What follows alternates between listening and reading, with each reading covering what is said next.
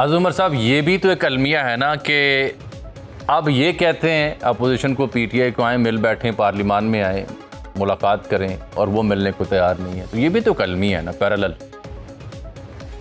सही, और वो ये कहते जरूर हैं, लेकिन वो ये दिल से नहीं कहते, वो खानापुरी के लिए कहते हैं। जिस दिन हुकूमत वाकई में संजीदा गुफ्तगू करने के लिए तैयार होगी तो मुझे यकीन है कि तहरीक इंसाफ वाले भी साथ बैठ जाएंगे। आप ब्रेक से पहले ये कह रहे थे कि जिन पार्टीज का रगड़ा लगा रहे थे वो अचानक से ऐसे कैसे बात करने लग गए। एक्चुअली तो हमें ताज्जुब इस बात का था कि यार हमने तो इनके लीडर को, मियां नवाज शरीफ को, जाली प्लेटों की रिपोर्टों के बावजूद जो है वो मुल्क से बाहर जाने दिया था। तो ये ऐसा क्यों अब बिहेवियर हो रहा है? तो वो अगर जाली रिपोर्टें थी तो आपकी हुकूमत की अपनी सूबाई वजीर ने तैयार की थी, प्रेस कॉन्फ्रेंस करके बताया गया था। नहीं नहीं, उन्होंने तैयार बिल्कुल भी नहीं की थी। लेकिन हाँ, ये कि उनको रिपोर्ट यही मिली थी, ये बात दुरुस्त है कि उनको रिपोर्ट यही मिली थी। ठीक। अच्छा सर, ये अब दोबारा से अली अमीन गंडापुर, सुहेल अफरीदी, मोहसिन नकवी से वो क्यों मिले? बैरिस्टर गौहर को वजाहतें देनी पड़ रही हैं, सुहेल अफरीदी को वजाहतें देनी पड़ रही हैं। यानी क्या ये सोशल मीडिया का दबाव है सिर्फ, या अहले खाना का दबाव है कि जो भी पीटीआई का रहनुमा, सीएम या और जिम्मेदार को मेल मुलाकात की कोशिश करता है, खान साहब से मुलाकात की राह निकालने के लिए, वो उल्टा उल्टा उसे लताड़ दिया जाता है?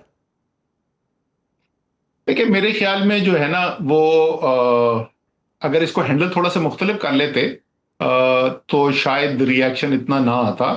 ज्यादा खबर इसलिए बड़ी बन गई कि बाद में पता चला कि ये कुछ दिन पहले, चंद दिन पहले ये मीटिंग हुई थी। जब ऐसा होता है तो ऐसा लगता है पता नहीं क्या छुपाने की कोशिश की जा रही है। मेरे ख्याल में अगर मीटिंग को बगैर छुपाए कर लिया जाता और उसका नतीजा ये हुआ दबाव का कि ये बयानात देने पड़ गए कि देखिए हमने तो कोई सियासी बात उसके अंदर नहीं की और हमने तो सिर्फ सूबे की अमनो अमान के बारे में बातचीत की है, जो मेरे ख्याल में बिल्कुल गलत है। अगर ये वाकई में ऐसा हुआ है तो ये बिल्कुल भी ऐसा नहीं होना चाहिए था। वही आपके पास अगर मिलने के लिए मोहसिन नकवी आए में, इसका मतलब उनको आपसे कुछ चाहिए ना। तो आप मोहसिन नकवी से उस मौके को इस्तेमाल करके इमरान खान के लिए कोई सादा सी ये चीज कि यार उनके डॉक्टर को उनका मुआयना करने की इजाजत दे दें, उनको हॉस्पिटल में अपने मर्जी के वहां पे जाके अपना मुआयना कराने की इजाजत दे दें, कोई फैमिली की मुलाकात की बात कर लेते। क्यों नहीं करनी चाहिए बात? बिल्कुल करनी चाहिए थी। ठीक। अच्छा सर, बजट आने वाला है तो पहले उस पर बात कर लें। अभी बिलावल से जुड़ी एक बात मैं फिर आखिर में आपसे करता हूँ।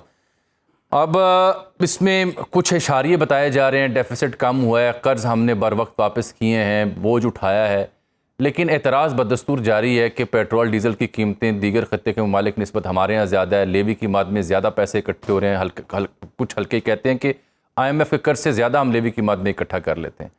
क्या हुकूमत के लिए ये पॉसिबल है? इस सूरत हाल में आप इकॉनमी को बेहतर समझते हैं कि वो पेट्रोल डीजल कीमत और कम कर सकती है, या ये मजबूरी है इतना रखना?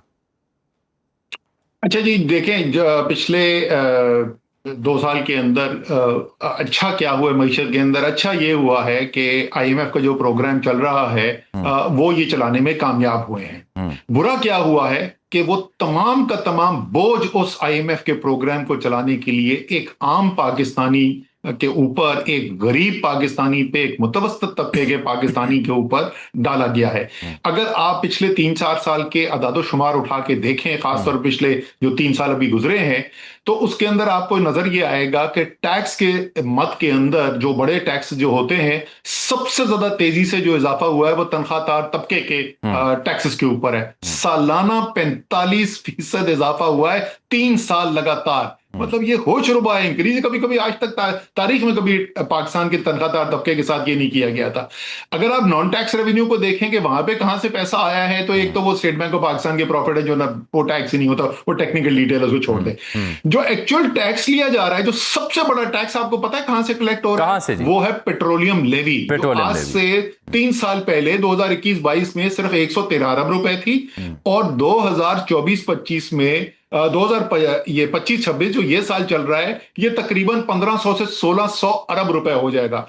यानी इसके अंदर सालाना हर साल औसतन 119% का इजाफा देखने में नजर आ रहा है। खुदा का खौफ करें, हम करना क्या चाहते हैं आम पाकिस्तानी के साथ? इसी वक्त के अंदर पिछले 2 साल जो गुजरे हैं, पाकिस्तान की तारीख की सबसे कम सरमायाकारी की शरह रही है।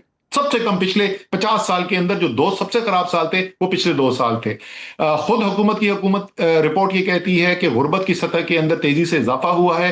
खुद हुकूमत की रिपोर्ट ये कहती है कि अमीर और गरीब के फर्क के अंदर बेतहाशा इजाफा हुआ है। खुद हुकूमत के आदाद शुमार ये कहते हैं कि एक्सपोर्ट्स आज बरामदात आज से 4 साल पहले जहां थी उससे कम हो गई है। सो मईशत ने तो इतने बुरे 4 साल कभी पाकिस्तान की तारीख के अंदर देखे ही नहीं। और मजमूई इन सब का जो होता है, जो आखिर में एक अशारिया आता है कि मजमूई तौर पे मईशत की शरह नमू क्या रही है, वो पिछले 4 साल के अंदर इस साल को मिला के 2.3% सालाना बनती है, जो हमारी आबादी बढ़ने की शरह से भी कम है। और पाकिस्तान की तारीख 4 इससे कम शरह नमू वाले साल कभी गुजरे ही नहीं पाकिस्तान की तारीख। तो मईशत को तो बेड़ा करा कि भाई आईएमएफ की बात आपको ये तो जरूर माननी पड़ती है कि खसारा कम करो। बिल्कुल ठीक कहते हैं, गलत तो नहीं कहते। वो कहते हैं जितनी चादर है उतनी देख के टांगे फैलाएं आपनी। उन्होंने कभी ये नहीं कहा कि बड़े बड़े जागीरदार से टैक्स ना लो। उन्होंने ये कभी भी नहीं कहा कि बड़े बड़े प्लाजा में काम करने वाले जो गुलबर्ग और सामने सबके बैठे हुए हैं कराची की और इस्लामाबाद की बड़ी मार्केटों में, पेशावर की, उनसे टैक्स इकट्ठा ना करो। असद साहब इसका ये टैक्स नेट बढ़ाना एक बड़ा अहम इशू है। हर साल एफबीआर अपना जनाब वो टारगेट हासिल करने में नाकाम रहा। और जी टैक्स नेट में हमने लोगों को हर जो वज़ीर ख़जाना या नई गवर्नमेंट आती है वो सबसे पहली चीज़ सहाफ़ियों को या दीगर लोगों को बताती है टैक्स नेट हमने बढ़ाना है, तनख्वाहदार पे बोझ है ना वो मुंतकिल करना है। Why were you unable to do that? ये तो हुकूमतें बिल्कुल मैं वही तो आपसे बोल रहा हूं यार। ये देखें, एक अमूमी तौर पर ये कहना कि टैक्स बढ़ाने के अंदर कामयाबी नहीं हुई, ये दुरुस्त बात है। ये जब आप बोलते हैं ना कि नहीं अच्छा उस वक्त भी ऐसी था भी ऐसे, भाईजान मैं आपको सिर्फ 2 चीजों की मिसाल दे देता हूं। एक तो आपने कहा कि ये सैलरी वाला जो है, जरा जाके देख लें कि क्या 1% भी टैक्स में इजाफा किया गया था सैलरी तनख्वाहदार तबके में, 1% भी। ठीक, बिल्कुल ठीक। वीडियो आपकी इसी बात के ऊपर जो है ना वो फ्रीज हो गई। उम्मीद है कि ये सिर्फ टेक्निकल इशू होगा। देखिए असद उमर साहब तशरीफ रखते हैं। असद उमर साहब बता रहे थे, असद उमर साहब जैसे ही आपने ये दावा किया तो वीडियो आपकी फ्रीज हो गई और एज इट इज मैं नशर करूंगा इस चंक को ताकि कोई शक ना रहे किसी को। बार मैं आपसे अर्ज कर रहा हूँ कि बेस्ट पॉसिबल क्या है इस वक्त, अगर आपको ये तो होगी तनकीद आपकी, बट लेट्स से कि हम देखें ना सर, मेरी गुजारिश सुन ले, कता कलामी की माजरत, कि इंटरनेशनल सिनेरियो बड़ा अजीबो गरीब है। ईरान अमेरिका जंग ने खुद अमेरिका का बेड़ा गर्क किया हुआ है, पूरी दुनिया उसकी जकड़ में आई पड़ी है, हम भी उसकी जद में हैं। तो बेस्ट पॉसिबल इस बजट में क्या ऐसा है जो हुकूमत करे तो आप कहेंगे यार ये तो आवाम के लिए बेहतर है? जी जी, बहुत अच्छा मुनासिब सवाल है। देखें, कोई भी अगर आपको ये कहता है कि ऐसे जबरदस्त हम फैसले आपको करके दे सकते हैं कि फौरी तौर पे पाकिस्तान में दूध और शहद की नहरें बहनी शुरू हो जाएंगी ना, तो वो झूठ बोलता है, या उसको पता ही नहीं है उस सब्जेक्ट का, ये वो झूठ बोलता है। तो ये तो हमें पता है कि मुश्किल हालात हैं और इस मुश्किल हालात के अंदर हमने बेहतरी का सफर करना है। जो हमें नजर आना चाहिए, पहले अखराजात की साइड पे आ जाए। जो अखराजात आप कर रहे हैं, आपको बहुत सादा सी बात ये फैसला करना है कि क्या ये मैं जो खर्चा कर रहा हूं, क्या ये वो 40% पाकिस्तानी जिनको तालीम इस वक्त नहीं मिल सक रही है, क्या ये उससे ज्यादा अहम है या नहीं है। और जाहिर है आप इस नतीजे में पहुंचेंगे, उम्मीद है आप इस नतीजे में पहुंचेंगे कि 12 अरब रुपए का नया जहाज खरीदना जो है वो शायद इतना जरूरी नहीं था। सो सबसे पहले तो वो तमाम अखराजात जो इस वक्त हुकूमत कर रही है, जिनकी पाकिस्तान की अवाम की फलाह के साथ बराह रास्त रिश्ता नहीं जुड़ा हुआ, वो इस बजट में हमें कटते हुए नजर आने चाहिए। एक पहली चीज ये है। दूसरी, मैंने जैसे आपसे अर्ज किया, वो ताकतवर, और मैंने आपको तो नाम लेके बता दिया ना, एग्रीकल्चर इनकम टैक्स ना होने के बराबर है। आपको पता है कि पिछले साल तनख्वाहदार तबके से जो टैक्स लिया गया पाकिस्तान के मुतवस्सित तबका है, वो उससे जो टैक्स लिया गया पिछले साल, वो पूरे पाकिस्तान के 4 सूबों को मिला के ज़राई आमदनी के टैक्स से 50 गुना ज्यादा था।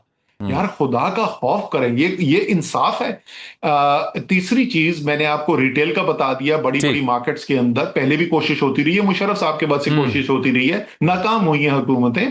लेकिन अगर आप मुझसे पूछ रहे हैं करने की क्या जरूरत है, ये है काम करने का। भाई अगर आप एक हाइब्रिड रजीम चल रही है जहां पर ना मीडिया से कोई परेशानी है, ना अदालतों से कोई परेशानी है, ना असेंबली के अंदर कोई रोक टोक है,